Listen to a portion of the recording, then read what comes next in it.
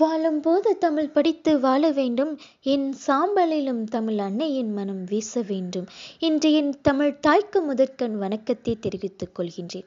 நான் வணக்கம் கூறியதிலிருந்து இங்கு ஒரு சிலரின் முகங்களில் தோன்றும் கேள்விகளை நான் அறிவேன். ஒரு சிலரோ நான் தமிழின் சிறப்பு பற்றியே உங்கள் முன் உரையாட வந்துள்ளேன் என்று எண்ணியிருப்பீர்கள்.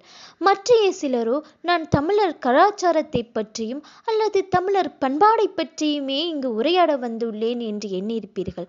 ஆம், நான் இவ்விரண்டையும் உயிர் மூச்சாக கொண்டு வாழ்ந்த அமரர் ரத்ன நடராஜன் ஐயாவை பற்றியே உங்கள் முன் உரையாட வந்துள்ளேன்.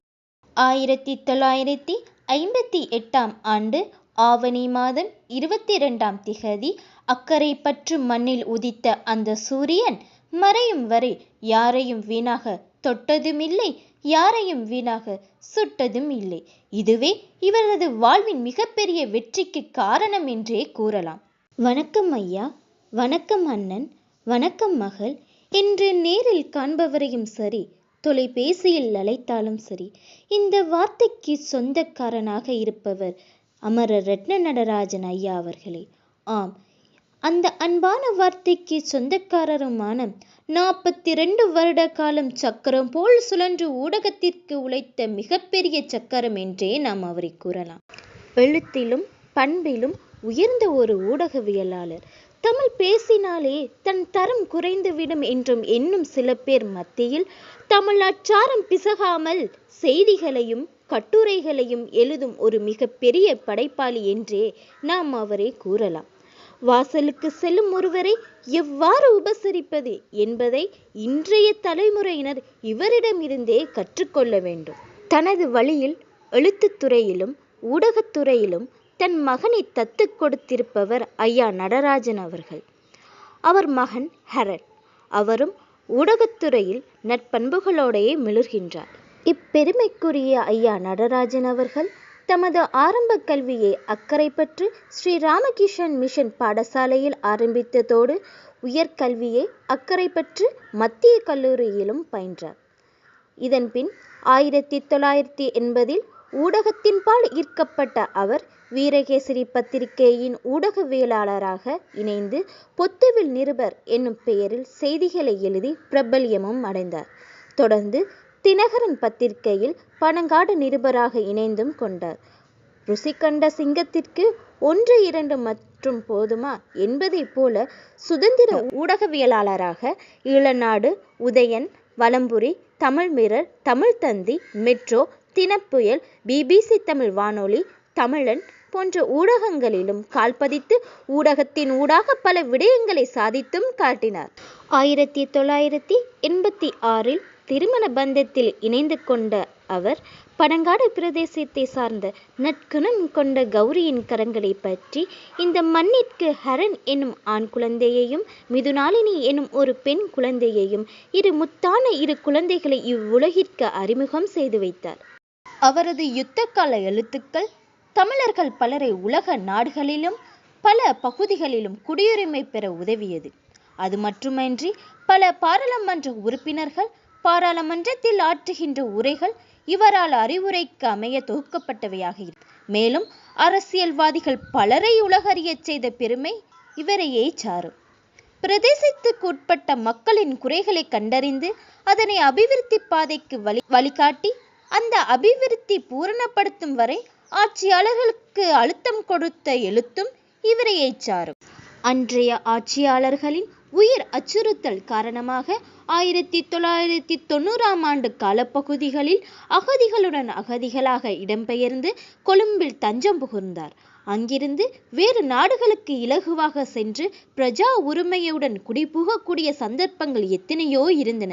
ஆனால் தனது தாய் மண்ணிற்காக இறுதி வரை ஒரு எழுத்து போராளியாக தனது பணியினை மக்களின் நலனுக்காகவே செய்திருந்தார். இவரின் எழுத்துக்களால் மக்களின் அடிப்படை பிரச்சனைகள் தீர்வு காணப்பட்டது. அபிவிருத்தி கண்ட கிராமங்கள் அதிகம். அதிலும் உள்ளக கட்டுமானங்கள், நீர் திட்டங்கள், வீட்டு திட்டங்கள் மற்றும் உலகத்தரம் வாய்ந்த கட்டுரைகள் ஏராளம். ஆலயங்களின் அபிவிருத்தி பாதைக்கு வழிகாட்டி அதனை நடைமுறைப்படுத்த தலைமைத்துவம் ஏற்று முன்னின்று உழைத்தவர். ஒவ்வொரு வருடமும் இடம்பெறுகின்ற கதிர்காம பாத யாத்திரை பக்தர்களுக்கு முருகனின் பாடல் புத்தகங்களை வழங்குதல், அடியார்களுக்கு தேவையான வசதி வாய்ப்புகளை வழங்கி பக்தர்களுடன் யாத்திரையை மேற்கொண்டு அதனை வெளியுலக ஊடகங்களின் மூலம் தினம் தினம் ஒவ்வொரு நாளும் அவர்களது நடவடிக்கைகளையும் இருக்கும் இடத்தினையும் தெரிவித்துக் கொண்டிருப்பார். அம்பாறை மாவட்டத்தில் அதிகமாக இந்து ஆலயங்களின் நிர்வாக சபையின் உறுப்பினராகவும் இருந்துள்ளார். 2004 சுனாமியின் தாக்கத்தில் பாதிக்கப்பட்ட மக்களுக்கு சிவஞான செல்வ குருக்களின் குடும்ப ஒத்துழைப்புடன் பல்லாயிரக்கணக்கில் வாழ்வாதார உதவிகளை வழங்கி வைத்த பெருமையும் இவருக்குண்டு.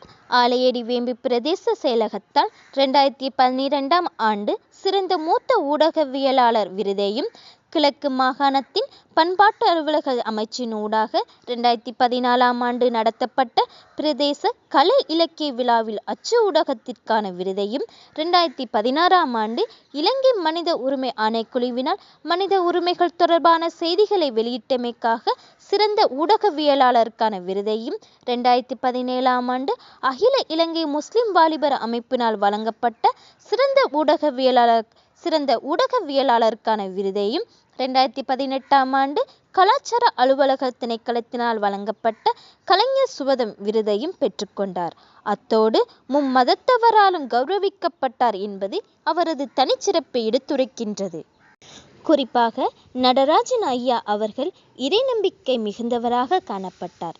இறைவனுக்கு தொண்டாற்றும் பரம்பரையில் வந்தமையால் இயற்கையாகவே அவர் இறைப்பணியோடு ஒன்றித்திருந்தார். இதன் காரணமே வெளிவந்த அவரது கட்டுரைகளில் அதிகமானவை இறைவனை புகழ்ந்தவையாகவும் ஆலயங்களின் வரலாற்றை பின்பற்றியதாகவுமே காணப்பட்டது. அதிலும் அவர் வாழ்ந்த பனங்காட்டின் பசுபதேஸ்வரர் மீது அதிக அன்புடையவராக இருந்தார். அதன் காரணமாகவோ என்னவோ அவர் எழுதி வெளிவந்த இறுதி கட்டுரையும் பசுபதேஸ்வரர் புகழ் பாடியதாகவே அமைந்தது. இதில் இன்னொரு அதிசயத்தையும் நான் சொல்லியே ஆக வேண்டும். பசுபதேஸ்வரரின் கொடியேற்றத்தின் போது திருவிழாவின் பொழுதும் ஆலய வழிபாடுகளில் ஈடுபட்டவரின் உயிர் ஆலய உற்சவம் நிறைவுற்று மறுநாளில் பிரிந்ததை நினைத்து பார்க்கையில் மெய் சிலிர்க்கின்றது. பசுபதேஸ்வரரே அவரை அழைத்து கொண்டாரோ எனவும் எண்ண தோன்றுகின்றது. இன்னும் சொல்வதற்கு நிறைய உண்டு. நல்ல பண்பாளர், உபசரிப்பதில் உயர்ந்தவர். இவர் குடும்பமும் அவ்வாறே. வையத்துள் வாழ்வாங்கு வாழ்பவன் வானுரையும் தெய்வத்துள் வைக்கப்படும். நன்றி.